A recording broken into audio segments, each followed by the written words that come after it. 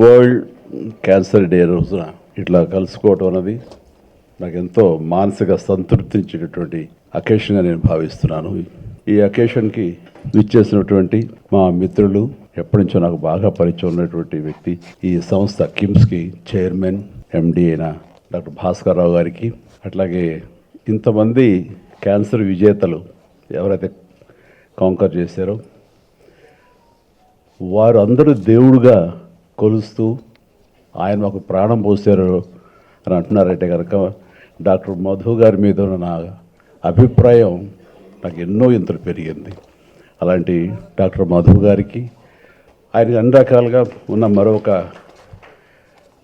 Doctor Narendra Kumar గారు, ఆయన present చేసినవి చూస్తుంటే కనుక చాలా అది ఎడ్యుటైన్మెంట్ అంటాను నేను. ఎంటర్టైన్మెంట్ అండ్ ఎడ్యుకేషన్ రెండు కలిపి చాలా చక్కగా ప్రజెంట్ చేశారు.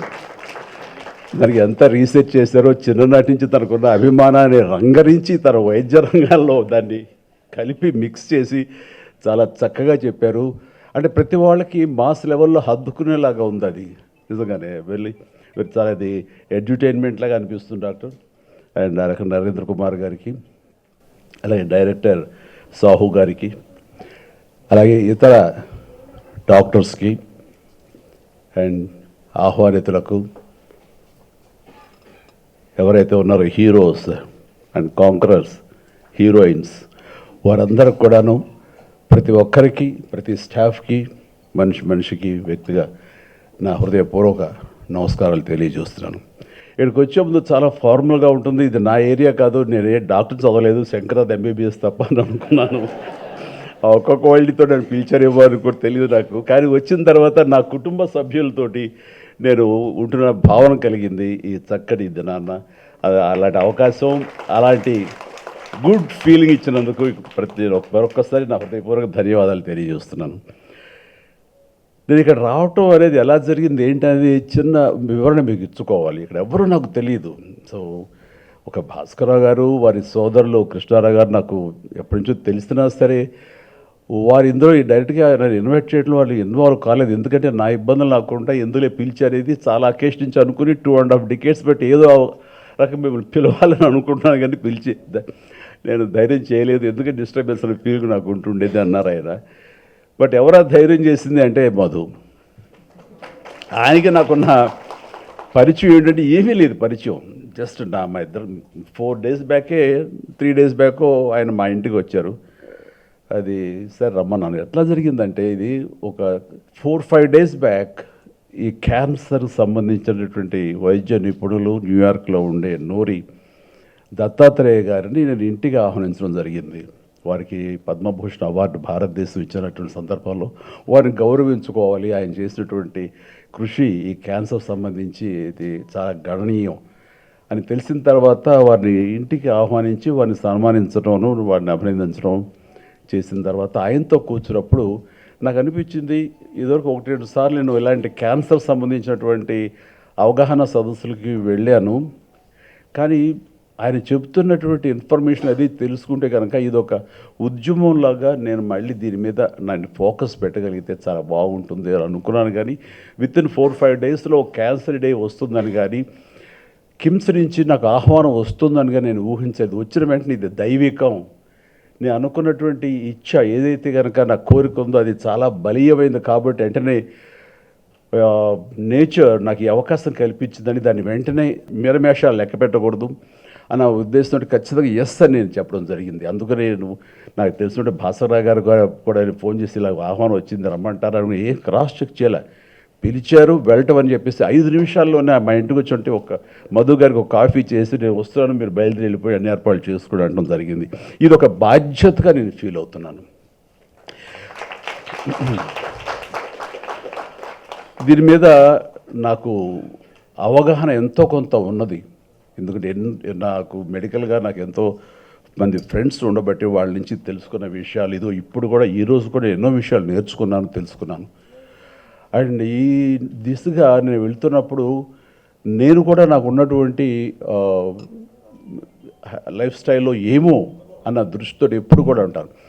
నాకు ఫస్ట్ ఆఫ్ ఆల్ ఏదైనా సరే మన బాడీ మనకి తెలియజెప్పుతుంది మనం ఏమిటి, మనం ఎలా ఉన్నాం, మన కండిషన్ ఎలాగ ఉందనేది మన బాడీ ఎప్పటికప్పుడు మనకు తెలియజెప్తుంది. మన బాడీని వినే లెవెల్కి మనం కనుక సెన్సిటైజ్ అయితే, ఆ సున్నితత్వాన్ని మనం అలవరుచుకుంటే చెప్తుంది. ఇందాక ఒక సర్వైవర్ చెప్పినట్టుగా ఒక వ్యక్తి ఎక్కడి నుంచో ఉంది, నాకు చిన్న ఇది ఉంది, బయాప్సీ ఉంటుంది, దాన్ని ఏముంటుందని, అది ఉంది, దాని ఏదో చిన్న గ్రూప్ అని వదిలేస్తాను, కానీ మా అబ్బాయి చెప్పిన దాన్ని బట్టి వెళ్ళారన్నారు. అది ఆయన కనుక తనకు ఉండి ఇదేమో ఎందుకు ఛాన్స్ తీసుకోవాలి అనే ముందే కనుక ఆయన అనుకుని ఉంటే కనుక ఎర్లీగా వెళ్తే కానీ దాని గురించి తెలిసి వచ్చేదేమో. అండ్ అలాగా ప్రతిదీ నాకు కూడా ఏంటంటే ఈ అవగాహనతో చాలామందికి కామన్గా వచ్చే వాటిల్లో ఓరల్ క్యాన్సర్స్ కానివ్వండి, లంగ్ క్యాన్సర్ కానివ్వండి, లేకపోతే మనకి మగవాళ్ళగా అయితే కనుక ప్రోస్టేట్ కానివ్వండి, లేడీస్ అయితే ఇది బ్రెస్ట్ క్యాన్సర్ కానివ్వండి, ఇలాగే సర్విక్స్ కానివ్వండి, ఇలాగే గర్భాశయం క్యాన్సర్ కానివ్వండి, ఇలాంటివి ఎన్నో ఉన్నాయి. ఇవన్నీ బేసిక్గా తెలుసుకోవటానికి, టెస్టులు చేయించుకోవడానికి మన చుట్టూ ఎన్నో ఉన్నాయి. మనకి ఆ అవగాహన ఉండాలి, మనకు ఆ పుష్ ఉండాలి. మనకు రాదులే, మనం చాలా ఆరోగ్యంగా ఉన్నాం అని అనుకోవటానికి లేదు. నేను కూడా నా లైఫ్ స్టైల్ చాలా ఆరోగ్యంగానే ఉంటాను, చాలా హెల్దీ హ్యాబిట్సే ఉంటాయి.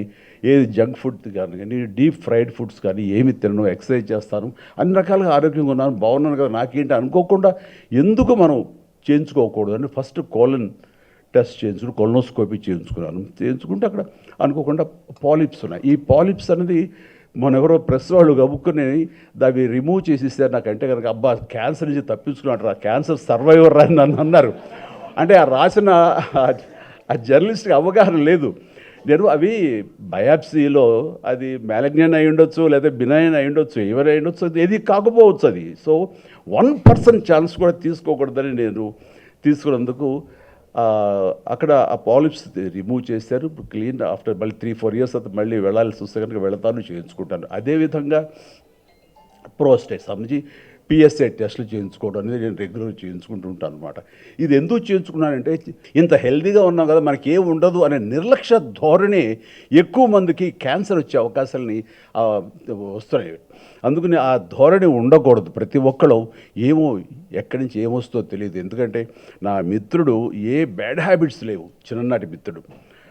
అతను వచ్చిన సడన్గా నాకు లంగ్ క్యాన్సర్ వచ్చింది, లంగ్లో ప్యాచెస్ కనబడుతాయని చెప్పారు డాక్టర్లని. అదే ఎట్లాగా వచ్చింది అని, నీకేం బ్యాడ్ హ్యాబిట్స్ ఏం లేవు కదా, నువ్వు స్మోకరు కాదు, ఏ రకమైనటువంటి ఇవి లేవు, లంగ్ ఎందుకు వచ్చింది, మంచి అట్మాస్ఫియర్లోనే పల్లెటూరులో హాయిగా మంచి క్లైమేట్లోనే ఉంటుంటావు కదా వెదర్లో, ఎందుకు వచ్చిందంటే ఏమో తెలియదు అన్నాడు. ఒక్కోసారి ఎందుకు వస్తుందో తెలియదు, జెనెటిక్గా పెద్దల నుంచి రావచ్చు, అలాంటి అవకాశాలు ఉన్నప్పుడు అది వచ్చినటువంటి వాటికి తన బాడీని తను విన్నాడు. లేదంటే తన డాక్టర్ మిత్రుల దగ్గరికి వెళ్ళి నాకు దగ్గు వస్తానే ఉంది, దగ్గు తగ్గట్లేదు, ఆయాసంగా ఉంటుంది, ఎన్ని మందులు వేసుకున్నా తగ్గటలేదు అంటే, ఇన్ని మందులు వేసుకున్నా తగ్గటలేదంటే దీన్ని తేలిగ్గా తీసుకోకూడదు అంటూ ఆ డాక్టర్ మిత్రుడు, ఆడు నా స్నేహితుడు, తను వేసే లంగ్ సంబంధించినటువంటి సిటీ స్కాను అండ్ ఎక్స్రేలు తీసిన తర్వాత ఎక్కడో ప్యాచెస్ కనిపించినాయి, ఏంటనే వెళ్ళిపో అంటూ హైదరాబాద్ పంపిస్తే నేను అతన్ని హాస్పిటల్లో నేను ట్రీట్మెంట్ అది చూపించడం చూస్తే ఇది క్యాన్సర్ తెలిసింది. అయితే ఫస్ట్ స్టేజ్లో ఉంది కాబట్టి హీస్ నౌ ఆల్ రైట్, చాలా బాగుందని తగ్గిపోయింది. ఆ ప్యాచ్ స్మాల్ ప్యాచ్ అలాగే ఉండిపోయింది తప్ప అది పెరగటంగా ఏం లేదు లాస్ట్ గత 10 ఏళ్లలో. ఇట్లాగా మనం మన గురించి మన బాడీ ఏం చెప్తుందో వినాలి, దాన్ని నెగ్లెక్ట్ చేయకూడదు. నాకు రాదులే, నాకు ఉండదులే అనుకోవడం వీల్లేదు. ఈ రోజున మన హ్యాబిట్స్ మూలంగా వస్తుంది, మనకున్న వెదర్ కండిషన్స్ బట్టి వస్తుంది, మనకి పేరెంట్స్ నుంచి కూడా వచ్చే అవకాశాలు ఉంటాయి జెనెటికల్గా. సో ఏవైనా సరే 90% మనం తప్పించుకోవడానికి అవకాశాలు ఉన్నాయి. గర్ల్స్కి ఈ సర్విక్స్ సంబంధించినటువంటి క్యాన్సర్ ఎక్కువ వస్తుంది మన ముఖద్వారానికి, గర్భాశయ ముఖద్వారానికి, అట్లాగే గర్భాశయానికి సంబంధించి కూడా వస్తుంది. 9 నుంచి 14 ఏళ్ల లోపు గర్ల్స్కి ముఖ్యంగా అందరికీ ఈ వ్యాక్సినేషన్ కనుక మనం ఇవ్వగలిగితే, హెచ్పివి వ్యాక్సినేషన్ ఇవ్వగలిగితే కనుక 100% వాళ్ళకి ఇంకా సర్వైకల్ క్యాన్సర్ వచ్చే అవకాశమే లేదంటారు. అట్లాగే మన ఇక్కడ ఇండియాలో సంబంధించి ఆ విమెన్కి వాళ్ళు ఎక్స్పోజ్ అయినా సరే, పెళ్ళైనా ఏవైనా సరే, ఒక 45 ఏళ్ల వరకు కూడా ఆ హెచ్పివి వ్యాక్సినేషన్ అనేది ఇవ్వండి, మంచిదే అని అంటున్నారు. అది తీసుకోవడం మూలంగా తప్పేం లేదు. సో దానికి అవసరం యాంటీబాడీస్ తయారవుతాయని కూడా అంటున్నారు. కాబట్టి నేను సజెస్ట్ చేసేది ఏంటంటే 9 సంవత్సరాలు 10 సంవత్సరాల నుంచి 20, 30, 40 సంవత్సరాల వరకు కూడా గర్ల్స్ అనేది ఒక చిన్న ఆ వ్యాక్సినేషన్ హెచ్పివి అనే వ్యాక్సినేషన్ వేయించుకుంటే వాళ్ళకి ఈ సర్వైకల్ సంబంధించినటువంటి రాకుండా పోతుంది.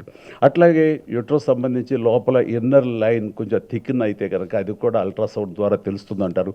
అలాంటి ఫ్రీక్వెంట్గా చేయించుకోవడం మూలంగా ఆ ఈ గర్భాశయ సంబంధించి కూడా రాదు, అవాయిడ్ చేయొచ్చు అంటున్నారు. అట్లాగా ప్రతి దానికి కూడాను మనకి అవాయిడ్ చేసి దాన్ని తప్పించుకునే అవకాశాలు ఉంటాయి ఎర్లీ డిటెక్షన్ చేస్తుంటే కనుక. అండ్ ఈ రోజుల్లో ఎన్ని ట్రీట్మెంట్ సంబంధించి ఎన్నో వచ్చినాయి. ఇప్పుడు నైఫ్ వచ్చింది, అలాగే మన ప్రోటాన్ కూడా వచ్చిందండి థెరపీ, చెన్నైలో ఉంది, నాకు తెలుసు. నేను రాకేష్ గారు అని, ఆయన చీఫ్ డాక్టర్ అక్కడ.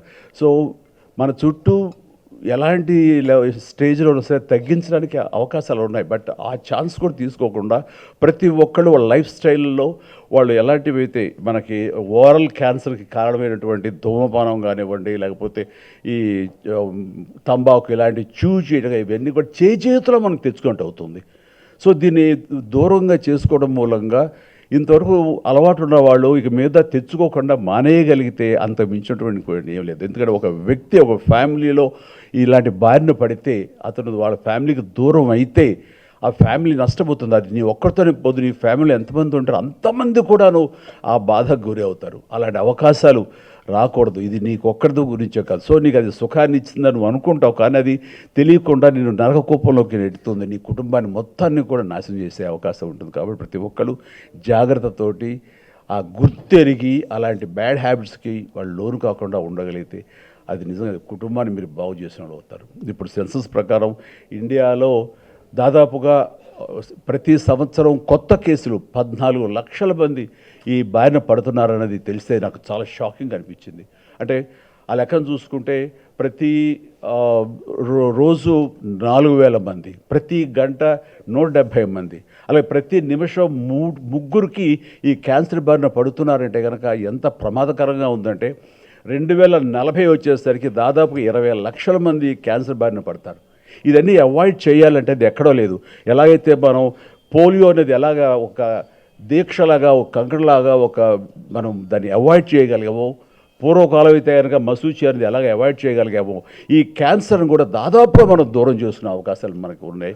దానికోసం ప్రతి ఒక్కళ్ళు కంకణబద్ధులై ఇది రాకుండా చేసుకోవడానికి మీ చేతుల్లో ఉంది. మీ బాడీని మీరు వినండి. కాబట్టి మా బాడీ చెప్పిన దాని ప్రకారం వెళ్ళండి. అవకాశం ఉన్నవాళ్ళు ఎర్లీగా దీనికి కావాల్సిన టెస్టులు చేయించుకోండి. అది పిఎస్ఏ కానివ్వండి, అల్ట్రాసౌండ్ ద్వారా కానివ్వండి, లంగ్స్ సంబంధించి కానివ్వండి, ఇట్లా ఎన్నో ఉన్నాయి అవకాశాలు. అవన్నీ మీరు అబండెంట్గా అన్ని చోట ఇన్ఫర్మేషన్ ఉంది. ఆ రకంగా మీరు తెలుసుకుని దాన్ని ఆచరించి దీన్ని అవాయిడ్ చేయగలిగితే అది మీరే కాదు మీ కుటుంబం అందరినీ కూడా హ్యాపీగా ఉంచిన వాళ్ళు అవుతారు. సో నాకున్న ఈ కొద్ది అవగాహనతో మీతో మాట్లాడగలిగాను. కానీ దీని మూలంగా మన వాళ్ళు ఏదైనా సరే ఫ్యూచర్లో క్యాంపెయిన్ చేయగలుగుతాము. మీరు మాకు దోహదపడండి. ఇది ఎక్కువ మంది రీచ్ అవ్వడం కోసం అవకాశం ఉంటే కనుక మోర్ సైంటిఫిక్గా, మోర్ ప్రిసైజ్డ్గా, కన్స్ట్రక్టివ్గా నా నుంచి కొన్ని షార్ట్ ఫిల్మ్స్ వెళితే కనుక ఎంతో కొంత ఉపయోగపడుతుంది.